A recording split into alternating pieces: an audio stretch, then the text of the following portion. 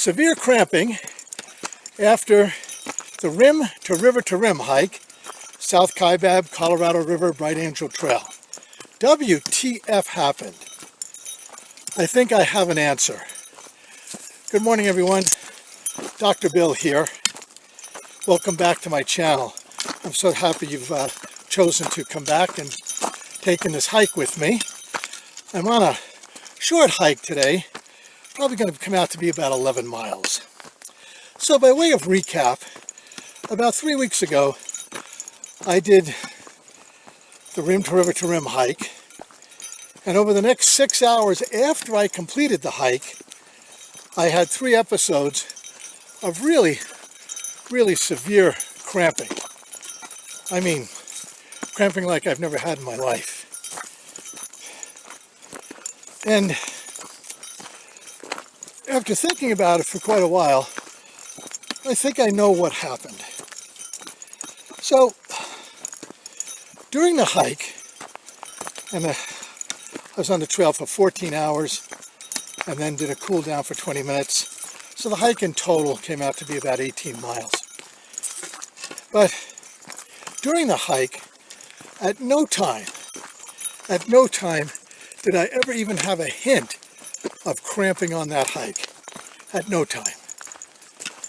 I hydrated very well, and I took care of myself, and there just wasn't any indications of what was to come.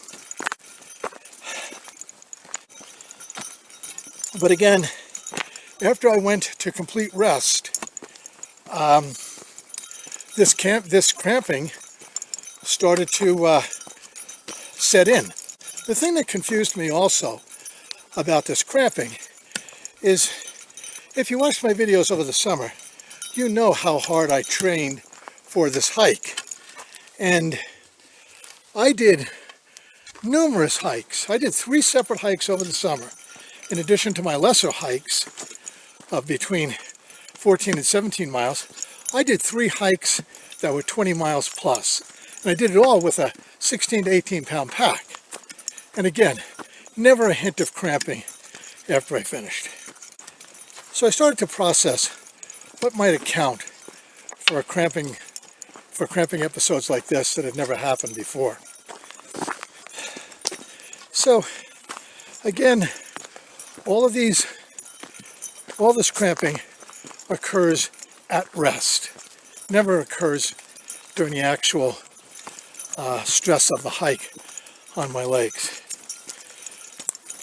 The next morning I woke up, and you guys will remember I used that stiff penguin metaphor for imagery, and my legs were so stiff and so sore.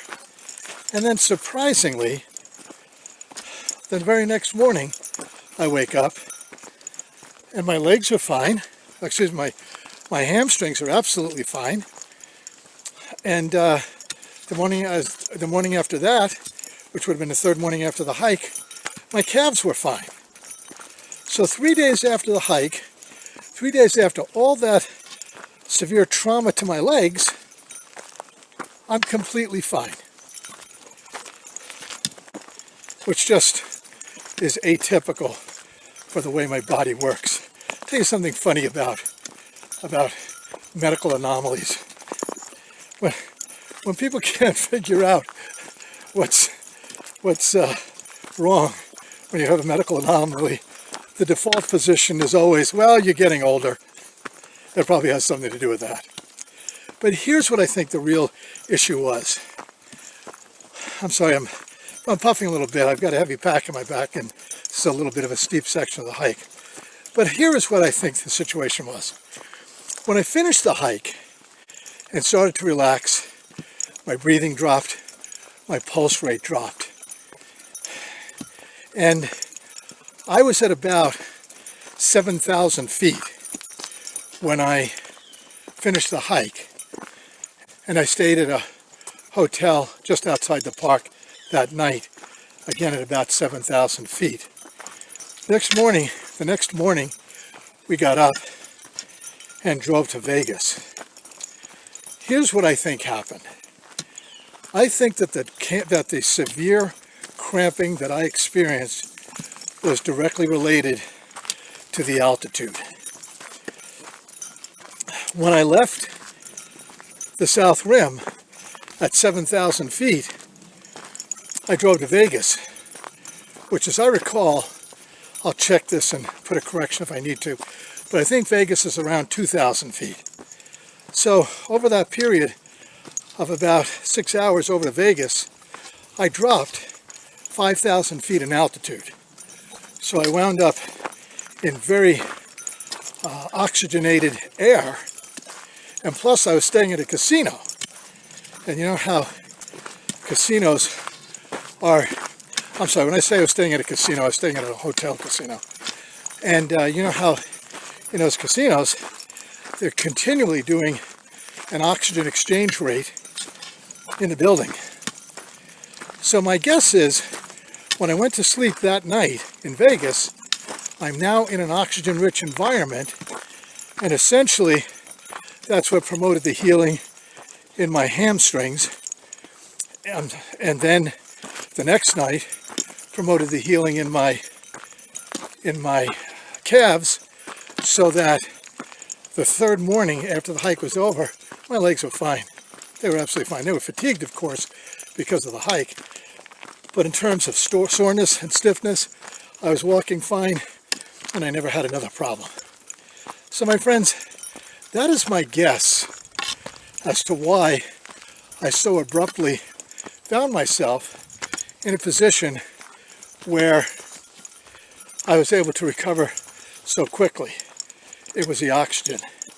There was one other clue, and I'll cover this very briefly, but there was one other clue that that happened this summer, which also leads me to believe that it was an oxygen issue.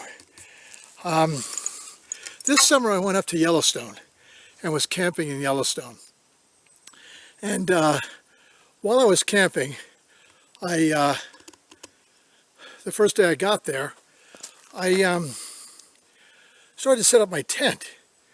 And long story short, it's a heavy tent. It's about 40 pounds. And, you know, I'm having to pound stakes in the ground, and I'm having to bring the heavy cots in and set up camp. I found myself getting really, really fatigued just as I was putting up the tent.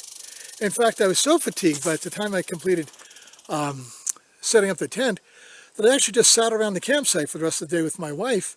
We just enjoyed the park and enjoyed the woods that we were in. Here's the key. That campsite was at 7,300 feet.